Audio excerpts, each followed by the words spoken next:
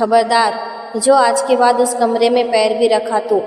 सिर्फ 3 महीने हुए हैं शादी को और मेरे बेटे की हालत देखो कैसी हो गई है। सारा खून सुखा दिया है तुमने उसका। आज से तुम इस बाहर वाले बरामदे में सोओगी। अपना सारा सामान यहीं उठा लाओ। मालती देवी की चिल्लाने की आवाज़ जब घर में गूंजी तो उनकी नई बहू नैना एकदम डर गई। वह कांपते हाथों से चाय की केतली पकड़े खड़ी रह गई। नैना ने हिम्मत की और बहुत धीमे से बोला, पर माँ जी, यह आप क्या कह रही है? विवान जी को कोई कमजोरी नहीं आई है। वो तो पहले से ज़्यादा एक्टिव दिखते हैं। और भला पत्नी के पास सोने से भी कोई बीमार होता है क्या? मगर मालती देवी का गुस्सा तो 7वें आसमान पर था। वह आंखें दिखाते हुए डांटने लगी, मुझे मत सिखाओ। शादी से पहले मेरा बेटा कैसा गोल मटोल और अच्छा खासा था, और जब से तुम इस घर में आई हो उसका वजन लगातार कम होता जा रहा है। क्या चाहती हो तुम कि मेरी आंखों के सामने मेरा बेटा बिल्कुल सूख जाए? बस मेरा फैसला आखिरी है। आज रात से तुम यहीं बरामदे में सोओगी। वैसे भी यहाँ सोओगी तो सुबह जल्दी उठकर घर की साफ सफाई और नाश्ता बनाने में तुम्हें कोई दिक्कत नहीं होगी। अपने बेटे की भलाई के लिए मैं कुछ भी कर सकती हूँ, समझी तुम? इतना कहकर वह मुंह बनाती हुई पैर पटकती चली गई। नैना वहीं चुपचाप खड़ी रह गई। अभी उसकी शादी को कुछ ही दिन हुए थे और उस पर ऐसा अजीब आरोप लगा दिया गया था। उसे बहुत शर्म और दुख हो रहा था। आंखों में आंसू लिए वह अभी सोच ही रही थी कि मालती देवी दोबारा दौड़ती हुई आई और धमकी देकर बोली, और सुनो, अगर मेरे बेटे को इस बारे में कुछ भी बताया तो मुझसे बुरा कोई नहीं होगा।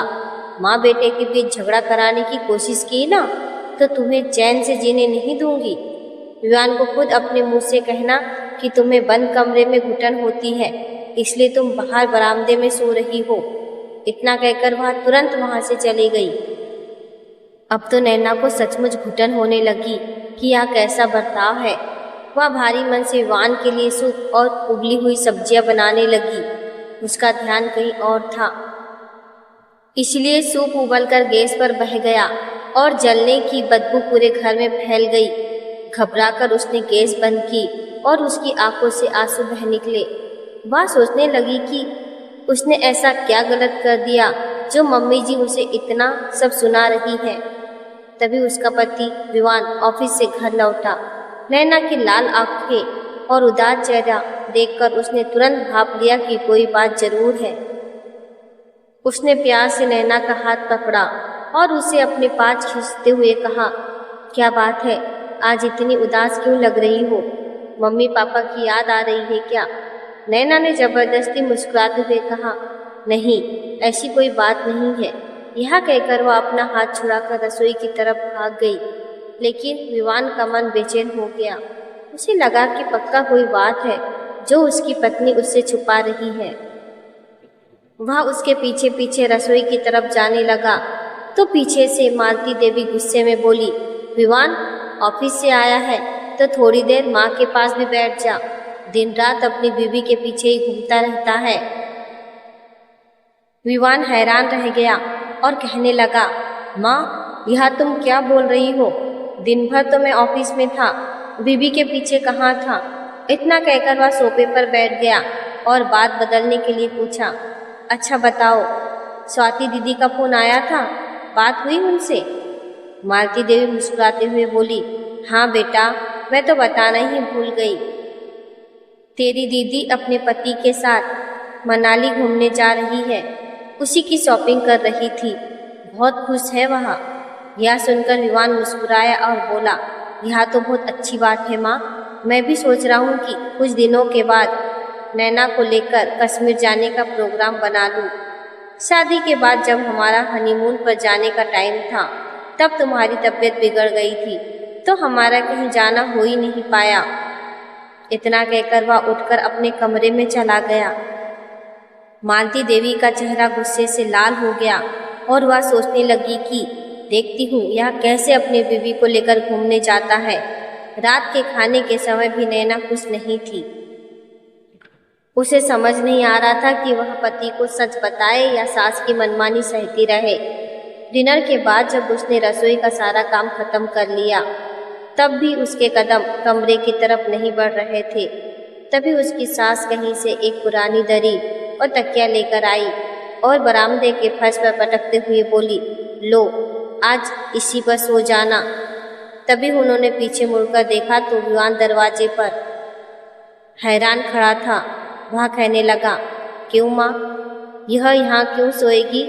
अब मालती देवी सकपका गई, लेकिन फिर बहू की तरफ घूरकर देखने लगी, मानो इशारा कर रही हो कि वही झूठ बोल दे। लेकिन नैना को लगा कि अगर आज उसने हिम्मत नहीं दिखाई तो उसके साथ हमेशा गलत होता रहेगा। उसने हिम्मत जुटाकर साफ कह दिया, क्योंकि मम्मी जी का मानना है कि मेरी वजह से आप कमज़ोर हो रहे हैं, इसीलिए मैं बेडरूम में ना सोकर यहाँ बाहर सोऊंगी। यह सुनकर विवान का चेहरा गुस्से से लाल हो गया। वह चिल्लाकर बोला, यह कैसी बेकार बात है माँ, भला ऐसा भी कहीं होता है?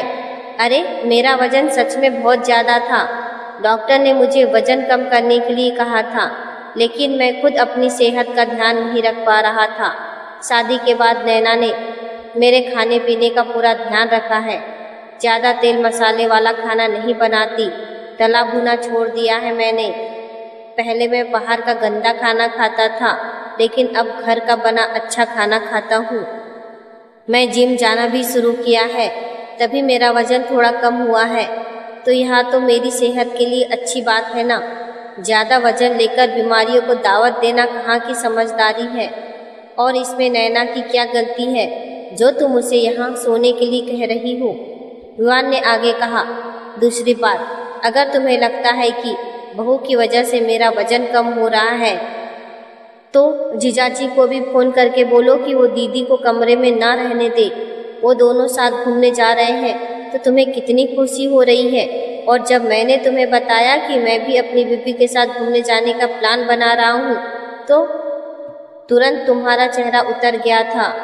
मैं सब नोटिस कर रहा था माँ, लेकिन उस वक्त मैंने कुछ नहीं कहा।